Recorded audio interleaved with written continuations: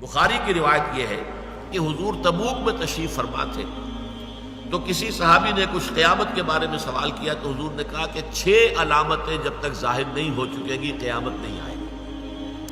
اس میں سے 3 علامتیں تو وہ تھی کہ جو حضور کے انتقال کے فوراً بعد ظاہر ہو گئی،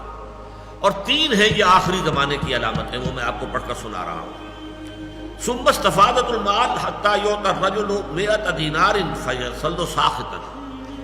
اتنا مال ہو جائے گا عرب میں، اتنا، ظاہر بات ہے یہ عرب سے مراد وہی ہے،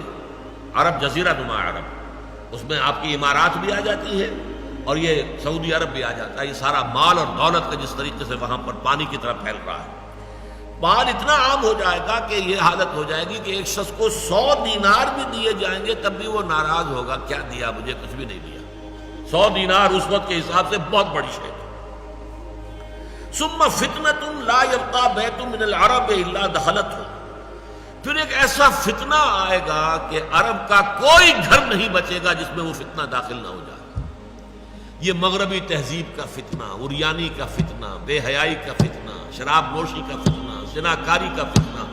کوئی گھر جو ہے بچا ہوا نہیں۔ گھر گھر میں جو ہے، میں نے تو خود دیکھی ہیں جا کر، گھر گھر میں وہ وہاں پر جو ہے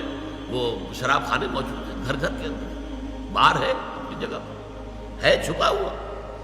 لیکن یہ کہ سارا معاملہ جو ہے جس طرح وہاں پہ فحاشی اور عیاشی جو ہے پھیل گئی ہے، اور ان عرب امارات کے اندر جو کچھ ہو رہا ہے کہ کوئی گھر نہیں رہے گا جس میں کہ فتنہ داخل نہ ہو جائے۔ ثم ہدنۃ، اس کے بعد ایک صلح ہوگی تمہاری،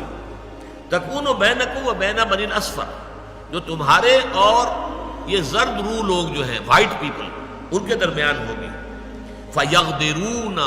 لیکن ایک موقع پر آ کر وہ صلح توڑ دیں گے، بغاوت کریں گے، بے وفائی کریں گے۔ فیاتونکم تحت 80 غایۃ، تحت کل غایۃ 12 نفرا الفا،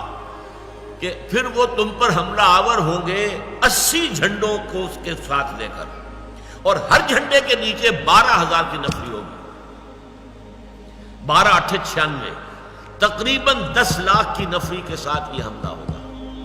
یہ حملہ ہے جس کے لیے نیٹو تیار کیا جا رہا ہے، اس لیے کہ جب دوبارہ ری آرگنائزیشن ہوئی ہے نیٹو کی